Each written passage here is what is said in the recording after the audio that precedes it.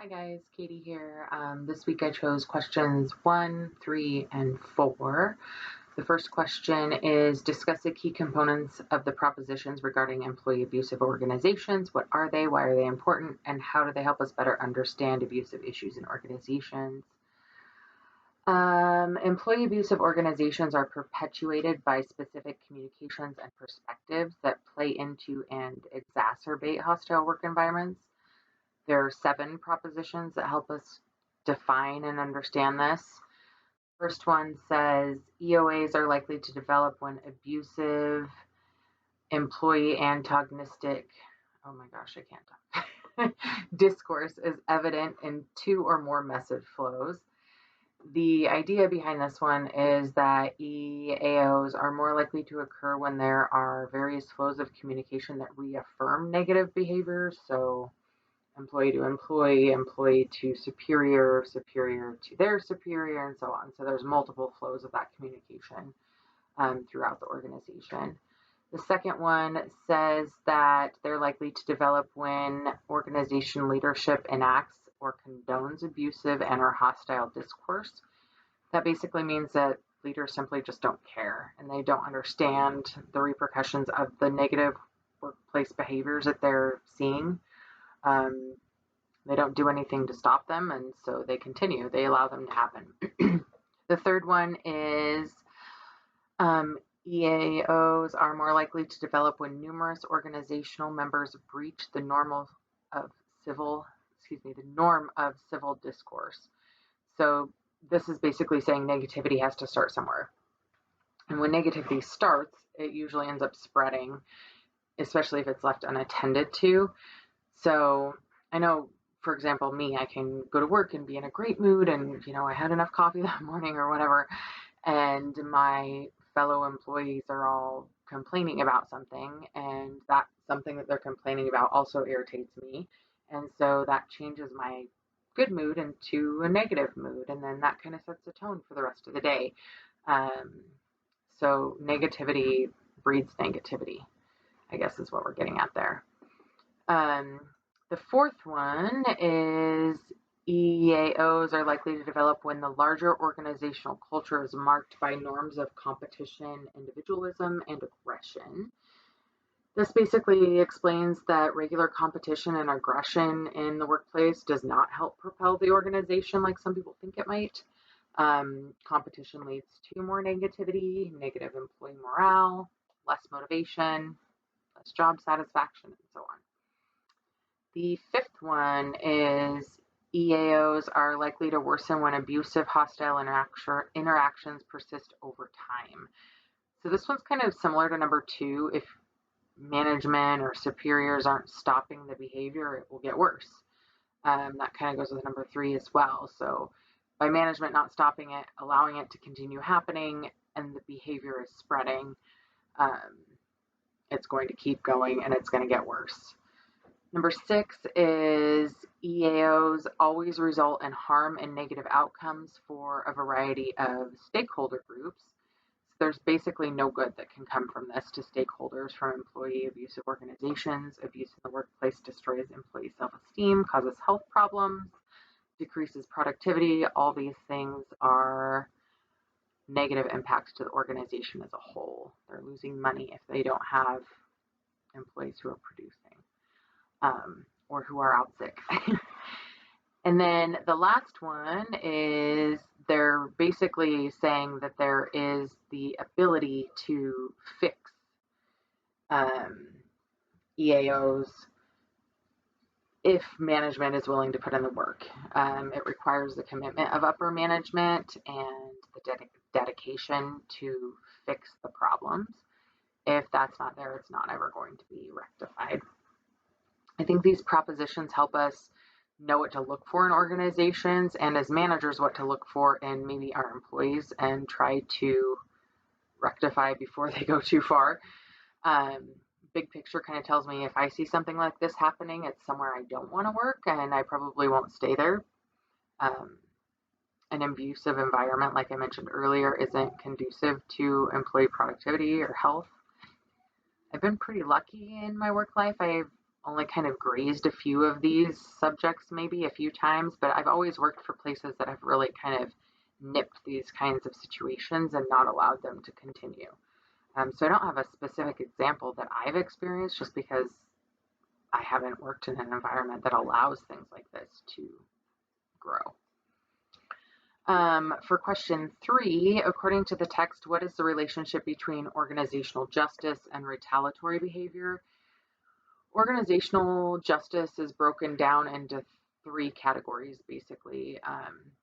Disruptive justice is the idea that employees and employers are in an exchange relationship. So an employee is doing something for an employer in exchange for pay and benefits. An injustice to that is maybe the perception that certain employees are working harder for less benefit or pay than employees that don't work as hard. Procedural justice is used to make sure that processes and procedures are fair and accurate. An injustice would be, a sense of favoritism or inconsistency between how you treat your employees. And then interactional justice is based on communication, kind of like the feel good. How does your manager make you feel? Do you feel like you're being treated fairly? Are the leaders in the organization being honest, and do they justify their decision making? Are they respectful, and so on? So obviously an injustice would be the opposite of that. They're not respectful and dishonest, those sort of things. Retaliatory behaviors are basically the reactions of the employees due to these perceived injustices. Organizational justice focuses on what management and leadership is doing, whereas retaliatory behavior is related more to the behavior of the employees and how they are reacting to the way they're being treated or the way they perceive they're being treated. I've seen a lot of employees kind of check out from their job, basically lose dedication, motivation due to perceptions. Maybe, they're just not doing as good of a job, what have you. The biggest thing I've really seen out of that long list of behaviors that we see is increased attendance issues. That's one that I saw a lot of. When somebody's checked out of a job, they call in sick. They don't want to be there. They make it apparent they don't want to be there. They call in sick, and you see them at the mall later, whatever. My kiddo right now just got offered another job, so he's already called in sick, and he hasn't even put in his 2 weeks at his current job yet. So he's been checked out for a long time, but now he has that buffer behind him to kind of allow him to call in and lose his motivation at his current employer, which I don't condone. I've also seen people post some negative things about social media. When employees, there's some people that really like to air their dirty laundry on social media, and when they're mad at their employer, that's where they go. So that's another one that I've really seen a lot. And basically just giving up, not trying anymore. Other than that, I've seen some of the behaviors here and there, but those are the 3 biggest ones that I've personally seen in employees that I've worked with or had under me. For question 4, identify what you believe to be the most important topic in chapter 13 that hasn't already been addressed. So I'm going to have to say on this one, those of you who have taken the classes with Khalil and me before, I always kind of bring this up, but I feel like the most important topic that hasn't been discussed is discrimination in the workplace. I feel like this is a super hot topic right now, not just gender-based. While I do believe that's probably one of the higher important ones there right now. It needs to continue to be talked about. There's huge racial inequalities. There's gender-based discrimination, including gender diversity, not just sex-based. And then discrimination based on sexual orientation. It's still extremely prevalent in the USA and something that you still see at work. I personally work for an extremely leftist organization. We're super progressive, super inclusive, and we still encounter employees who have been hired who, for lack of a better term, are ignorant and don't understand how their actions or words are impacting other people. The best example I can think of is we recently had a gender diverse patient complain about basically being misgendered in front of other patients.